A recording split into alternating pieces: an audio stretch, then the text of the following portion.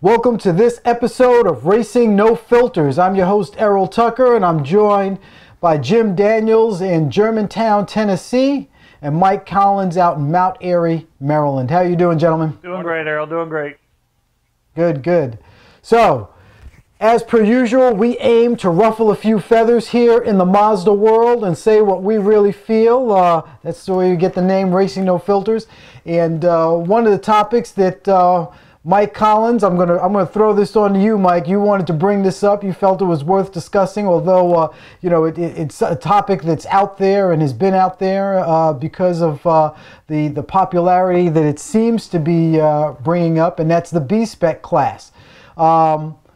B-Spec seems like the manufacturers are behind it. The question is, are the drivers behind it? Mike? Well, Errol, I don't think it's so much a question if the drivers are behind it. It's kind of a field of dreams thing. If you build it, they will come. The problem is it's the dumbest idea of all time. Who wants to go out and race around in a little crap box? Okay, they can't even put it with another class on the track because these cars are going to be so unforgivingly slow. So you get the B-Spec rules out there. It says, okay, we're going to make pro racing affordable. We're going to bring pro racing to the guys that want to get into pro racing, and we're going to have the manufacturer sponsor the series, but not the drivers. I say phooey.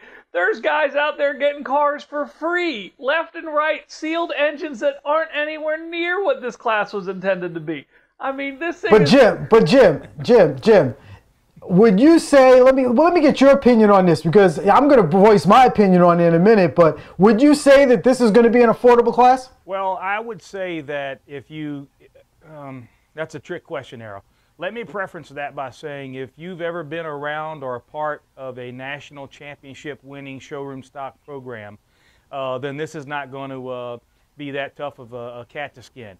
But if you're new to racing, you're coming out of karting, you're a mid-pack Spec Miata series driver, and you think this is going to be a spend $20,000 and be done, you will be sorely disappointed. This is going to be professional showroom stock racing.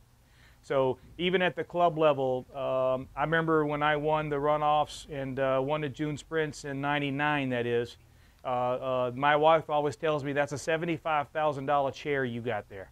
And that's because it was, it's a motor program. If the motors are going to be sealed, and there's TV coverage. World Challenge are going to have all three of their venues, 9 races, 3 a weekend. So one of them's at Detroit. It's going to be on TV. Guys like me or whoever's eligible. And I want to talk about this license fiasco. To me, Mike, the license fiasco that they're having is what I'm perturbed about. Not to mention the shenanigans going on pre the first race occurring. But you put a bunch of people on front with a TV race with a perception that the cars cost $25,000. You're going to have 5 or 10 guys buying multiple motors, if not multiple cars, to make sure they got the best car at the event. Right. Oh, you're going to have to. And that kind of leads me to my question. It's racing. So, ultimately you can start out, back in the day, and you know this, Jim, back in the day you could buy a Spec Miata for, $8,000, $10,000 and go out there and be, halfway competitive in your division. No, you couldn't. You could never now buy. You can't. Could never buy. You could be. Day one. When Spec Miata first came out. Day one of Jim when Spec Miata first came out. $25,000. Day one. Recently, when Spec Miata first came out, you could go out, and that was the whole premise behind Spec Miata, and that's why we still have showroom Spec Miata in the Northeast. The whole premise was to get into racing at an inexpensive level, get out there and have fun. We know what Spec Miata's turned into. Keep drinking the Kool-Aid. Well, listen, guys, you're going to be. We know what it's turned into. Let me say this. If you pick the right car, if you guess that it's going to be the Mini or it's going to be the Kia, if you happen to make your guess right on a multitude of different manufacturers, and by the way, there's no really cohesive testing going on right now. There's a test here, a test there, and some back padding here. This guy saying we did that guy saying we did the springs, but they hadn't done the springs. That's among the manufacturers. What's going to happen, whoever buys enough cars to figure out quietly what the fastest one is that has a decent driver, they're going to rake up for at least a year, maybe 2 years, because there's no concerted effort to get these rules right. That's what they're going to have to do it, because in 2 years it's going to be gone. That's right, but listen, you could buy one car, Errol, you could buy one car, and you might run more competitive than you do in Spec Miata because of how long Spec Miata has been developed. But I'm telling you, So it's a money hole on for a very small amount of speed. Let's look at this. So this year, based off of the rules in this first year, let's say the fit is the car to have. And then at the end of the year, they decide to massage the rules because the fit had an advantage, and now you're always chasing a moving target. So now the way the rules are constructed for the following year, maybe the Mini is the car to have. So now you're always kind of chasing which is the car to have, and that's going to be one of the issues that I think may plague this series. It's professional showroom stock racing. If you don't know the car to have, it's anyone that writes me a $50,000 check. It's going to be the car to have. So now that the manufacturers are involved, do you think, and this is where I kind of differ with Mike, I think the fact that manufacturers and so many manufacturers are involved, that this is going to have some legs because you have interested parties. But why do the manufacturers have to be so clandestine about being involved? Why are the sanctioning bodies saying, we want manufacturer support for the series, but not for the individual teams? Because you know that's not happening. This series is going to be just like reality TV. Everybody's going to tune in because it's going to be a train wreck. You're going to watch these cars roll over in every corner, and it's going to be spectacular. Well, let me say this. Let's stop it right there. Let's have a quick break. I got to have the last word. Go ahead, Jim. To Mike's point, we already have seen most every car show up at these manufacturers' tests that was not bought by a team in a series that's supposed to be no manufacturer is going to help a team. And I don't care if it's parts or assistance or whatever, there's not a single team that I know of that's been in any of these tests that wasn't manufacturer supported with free something or another, if not free everything. Got you. Let's take a quick break, and when we come back, we'll talk a little more about this. We'll be right back.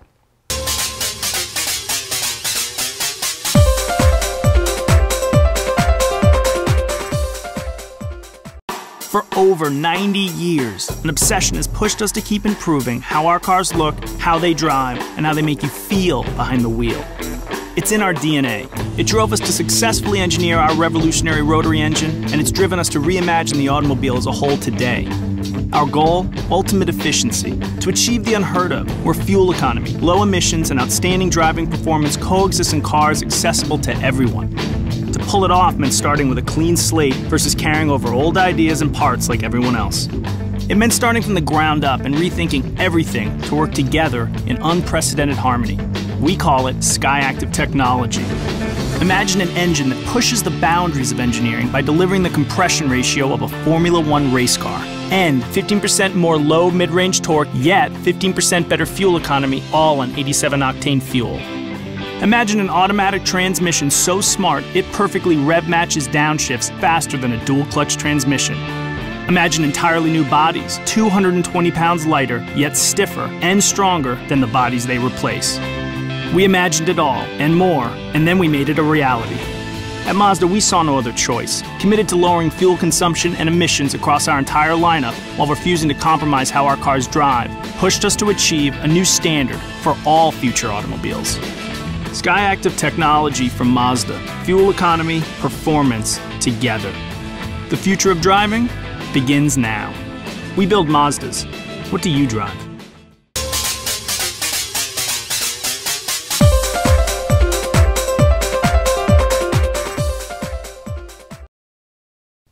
Welcome back to Racing No Filters.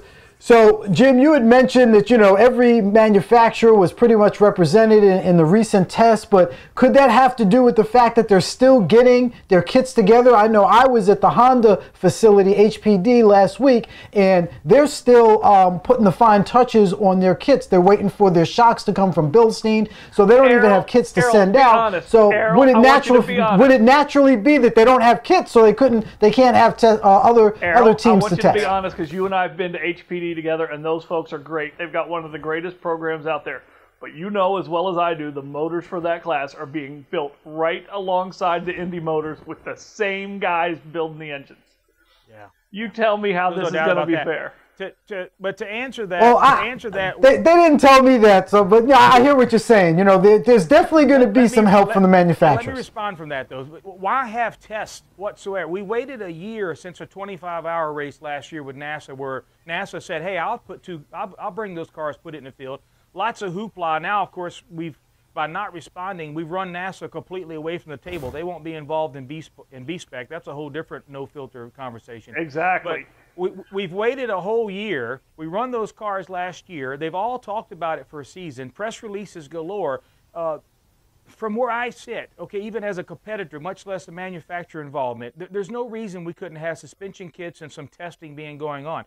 Randy Hale's been running those cars and telling what they needed and talking about them. It seems like there's a force behind the scenes always that drives the stuff to get it to a head. This year, I think it's time to get a schedule. We would like B-Spec to be running, and when that come to be a sense of urgency that we had to get stuff on a schedule for 2012, that's when the class is formed. Everyone's been talking about it for a year. The class actually got formed because it's time to decide on where we're going to race for 2012 on a pro level. Otherwise, this probably would not have happened. But to answer your question, they could have had all of those parts. And they had competitors, me for one of them, willing to build cars, do all the parts need to be done as if it was a showroom stock program at my own expense. And I get invited by SCCA, I get disinvited by this group. This group says we don't want any competitors there, yet that same group has the guy who's going to be building cars build the car and field it. They don't let him on the track, but he stands there at his motorhome the whole time observing the event when I'm not allowed to go, and I'm a team owner as well. Yeah, I think. So let's back up. Let's back up for a second. So back at the at last year's PRI show, Mazda and Honda came together with a rule set for B-Spec and introduced B-Spec to us. And they were looking for a sanctioning body to adopt those rules. So the bottom line is it's taken a while for these sanctioning bodies to finally think about, okay, this is something we want to do and finally adopt the rules. And now they're trying to roll this out in time for next year. I got to correct you there. That's not true. Ryan Flattery at NASA, last year at that meeting, I was intricately involved in this. I had hour-long conversations, multiples with Ryan. NASA was ready to do this. They've been ready to do it the whole year. They simply wanted a business model that worked, which means manufacturer support. And I know they talked to Honda and Mazda specifically about that, Ryan directly. And they wanted exclusivity. You know, we have such a cluster between NASA and SCCA related to Spec Miata rules. No offense to any friends that we have, but whoever is in power at SCCA is going to dictate the rules for that class like they do most classes. In NASA, it's not that way. In NASA, it's the way I like it. It is, we have more 1.6 owners than anyone else. The 1.6 is going to be competitive. And so that politic war that they've had between those two sanctioning bodies, one being a business and one being our club, has created the same atmosphere that we're going to have with B-Spec. Imagine that, Jim. Imagine that. Hey, even the sanctioning body, the sanctioning body with the most business acumen said no, thank you. Well, listen, even our friend that does the other show with you, Mr. Peter. Peter was at that test representing SCCA, and what is he doing? He's down there in Florida building cars. He's building Fords, and he was at the test. So he was. There's some sincere guy, and he should have. I told him he should have reclused himself. He should have removed himself from the test because he's helping Irish Mike build cars. And I love all that and like all those. So let's look at this. To go to your what you just said, Mike. You have Grand Am. Okay, one of the top road racing organizations, pro racing organizations in the United States, they're adopting B-Spec. You have World Challenge adopting B-Spec. So when you say that, one's a business and one's a club, you have two of the top pro businesses in the United States for road racing out there adopting these. You know why? Go ahead. Because the manufacturers approach them and says, hey, we're ready to write checks. And you know what? B-Spec probably should just only be a pro class. Because the club and then NASA's business decision, it's going to be difficult for the little guy who's really being told, spend 20 or 25,000 champ and you could be at the front. And that's not at all what this class is going to be.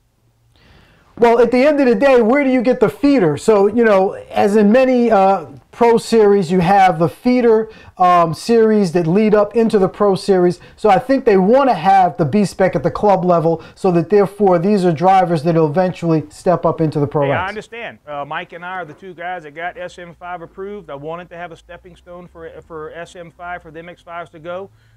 I want to reiterate something Mike said a minute ago.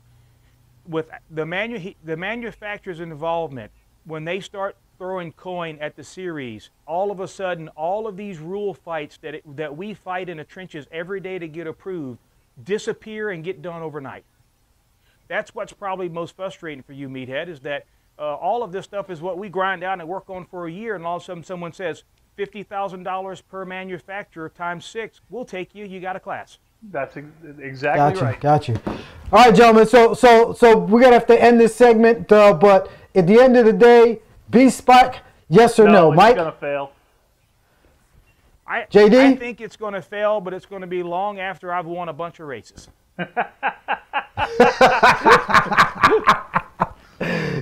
Answer in the true JD fashion. We'll be right back after this message.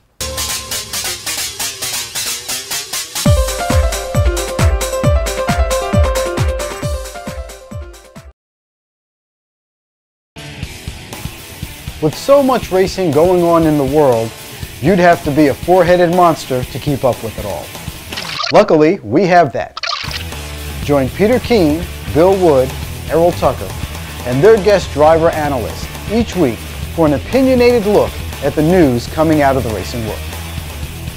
Remember, it's GoRacingTV.com for all your racing and video needs.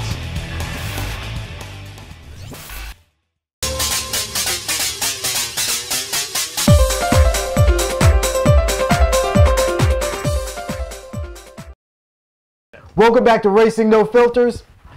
So, one of the things we've been talking about this evening, obviously, is, SCCA, the different sanctioning organizations, and, how things get done there. I know, Mike, you work with SCCA pretty intricately. You were, responsible for the SM5 class to get brought in. How does this whole thing work? Well, writing rules and getting them adopted is one thing, but, the way the SCCA works, I'm still trying to figure it out, and I think I'm one of the folks that's more in the know.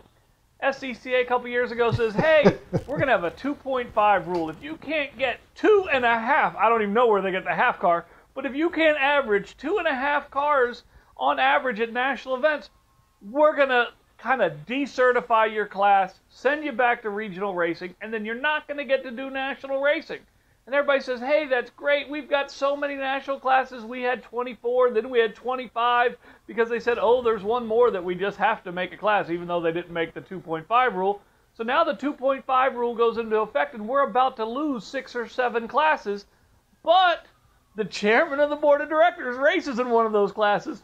So lo and behold, the CRB rescinds the 2.5 rule. So now we have all those same 1 and 2 car classes going to go to the runaway. Surprise! You act surprised. He as the chairman of the board, he did recuse himself from the vote. But did you think while sitting at the table anybody would vote against him? Come on. No. The SCCA is spineless. They're trying to be everything to everybody, and they're doing it poorly. Complete lack of leadership. Come on, Jeff. Come on, Jerry. Lead the charge. Well, don't just sit there and roll over. And everybody likes to be a part of the good old boy syndrome so long as you're on the good part of the receiving end. The problem is when these decisions are made, emerging classes, all these kids that are leaving in groves to go run NASA because they're progressive and have a plan that's thought out and not changing with every new vote of a new volunteer crop. Those kids are leaving because we don't seem to make a place for them. We seem to make a place for the hierarchy of the club. And I have to say that I've benefited from that sometimes. By the way, guys, I've literally turned my hat around backwards because we're getting pretty hostile. And I know we're creating some ripples out. So my hat is on backwards right now. And I don't ever do that because this but wait a minute. This is an ugly hat to have on I think there's some pluses and minuses. I think there's some pluses and minuses in both organizations. So yeah, there's a lot of bureaucracy that goes on with SCCA. But at the end of the day, NASA is a business. And if you look at what they do, they basically have their HPDE programs, which are pretty much just as important to them as the competition racing. And therefore, I think that from a competition racing standpoint, the competition is not there like it is at the SCCA level. But here's what's happened. If I'm wrong, correct me here, Meathead. We followed them on Spec Miata. They did it first. We followed them on having performance track days. We followed them on this, that, the other initiatives. Why don't we take some of our Well, I think we followed them very poorly when it comes to performance track days, because they still are the standard. Why can't we, for once, as a club, with all the smart people I know we have, be proactive and do something that's right for the future of the club, and that's not right for the few that's here now? I know that people that's volunteered for 100 runoffs deserve to have some perks. But, you know, beyond free beer and lunches, which is all they signed up for, beyond me having to pay my own money to go racing, what else is there to be expected that should be a detriment to the future of our club? Oh, Jim, I can tell you. I can tell you. But let me finish my point. We own Enterprises. That's a for-money operation that our club owns. We own Pro Racing. SCCA. That's a for-money, profitable, for-profit. Not lately, but okay. They don't know how to make money. Profit. It's supposed to make profit. Hey, Eric Sturmantz is doing a good job over there. Oh, yes, he is. Meaning he's doing. Enterprise is good. Eric Sturmantz is doing such a good job. He breaks even every year and doesn't lose money. That's right. So listen. What's wrong with this? Why can't we take it one more step? The pro part that we own as a club professionalizes and franchises each region. Already been working on that, Jim. Already floated that idea. Someone steps up from each region. We've copied NASA on Spec Miata. We've copied NASA on doing performance driving days. Why not copy NASA and say, look, we're still going to be a club. We're still going to be membership driven. Your members still got to be a member nationwide, just like pro guys have to be. We're still going to sell your insurance. We're still going to have our hierarchy and however it needs to work for them. But we're looking for business-minded individuals in each region that has to live or die by making money for that region and turning a profit on their events, autocross, high-performance driving education, club racing program. If we've got 2 professional divisions for money, we followed NASA and everything else. If the club wants to do it right, put those people in charge, make them accountable for franchises, make them pay franchise rights, all of this BS will go away. Jim, I agree, and you know, look. Interesting idea. Look at the NASA model. NASA has all the PT classes, performance touring. There's 5 of them. They're all power to weight. Then they have Spec Miata, Porsche, BMW, and the GT cars. That's it. They don't have to deal with the Formula cars and a lot of the other stuff. NASA has fewer classes, and they force you to fit into one of those classes. SCCA, if you don't fit into a class, you just make your own class because we have showroom stock A, B, C. Then we have touring 1, 2, 3, 4. Then we have super touring under, super touring over. Okay. Then we have improved touring A, improved touring B, improved touring C, improved touring R, S, and E for everything. Okay. Yeah, you know. You have regional and national classes, but I get your point. I get your point. In all fairness to NASA, they do have a formula. You know, they do have the Mazda power. The MX-5 motor is in that Formula car now. That they sell, and NASA has that exclusively. They run the first championship this year. So they do have a Formula class now running. Right, they have a Formula class, not 42 Formula classes. No, and hey, it's right. It fits their model because the cars are the right price, the engines last a long time being Mazdas, and they have a market for it, and they get exclusivity, and you know what? It's going to be successful and work. My Spec Miata. Well, gentlemen, at the end of the day, 9 different classes without having to change the car. Got you. Yeah, at the end of the day, you have 2 different models. One's a business, one's a club, and one's been around for here's the problem. Is pretty much the standard. And this debate is probably going to go on and on. You have a lot of older members in SCCA that don't want to see a change. I got one comment. You can run in 9 classes, Mike, but you would never pay 9 entry fees, so you're still limited to 1. All right, gentlemen, that's going to wrap up this show for this evening. Thanks. And we're going to be back again next week. And then don't forget that we will be at the PRI, where we will be having a live broadcast all 3 days of the PRI, the whole Go Racing TV crew. And we're actually going to be taping one of our Racing No Filters episodes right from the stage there, the Mazda Cooper Tire stage. Until next time, remember, you can always come to Go Racing TV for all your club racing and pro-am needs. Take care.